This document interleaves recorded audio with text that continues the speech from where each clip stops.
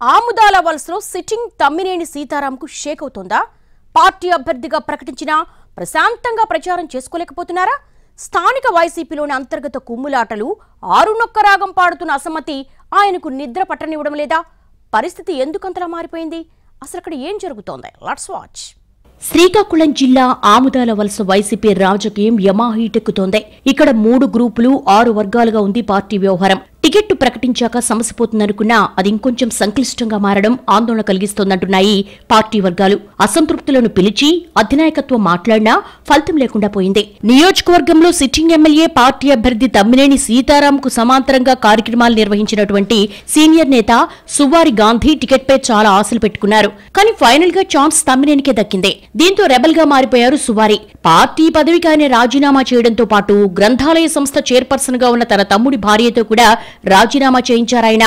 అంతా టీ కప్పులో తుఫాన్ అవుతుందని సెట్ చేయొచ్చని ముందు అనుకున్నారట పార్టీ నేతలు. అయితే Uttarandhra incharge YV Subba Reddy, senior leader Chinna Srinu చేసిన మంత్రంగం ఫలించలేదు. చివరకు స్వతంత్ర అభ్యర్థిగా బరిలోకి దిగాలని ఆయన నిర్ణయించుకోవడంతో పీఠముడి బిగుసుకుపోయింది. గత ఎన్నికల్లో టికెట్ ఆశించారని 2024లో ఇస్తామన్న హామీతోనే నాడు సీతారాం సపోర్ట్ చేసి గెలిపించామని అంటున్నారట సువారి. డెల్టా శ్రీహరి పంచతులసి నీటిని నాచురల్ గా ఆల్కలైన్ చేసి యాంటీ ఆక్సిడెంట్స్ అభివృద్ధి చేయడంలో సహాయపడుతుంది.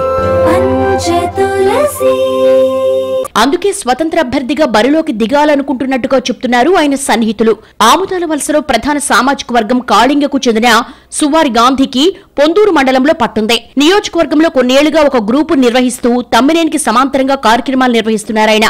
ఈ పరిస్థితుల్లో సువారి బరిలో ఉంటే పార్టీకి నష్టం జరుగుతుందన్న ఆందోళన వ్యక్తమవుతోందట కేడర్లో. పార్టీ నుంచి బయటకు వచ్చిన గాంధీ అధినాయకత్వంపై ఎక్కడా విమర్శలు చేయకపోయినా ఆముదాల వలస నియోజకవర్గంలో లాలూచీ రాజకీయం నడుస్తోందని ప్రచారం చేస్తున్నారట.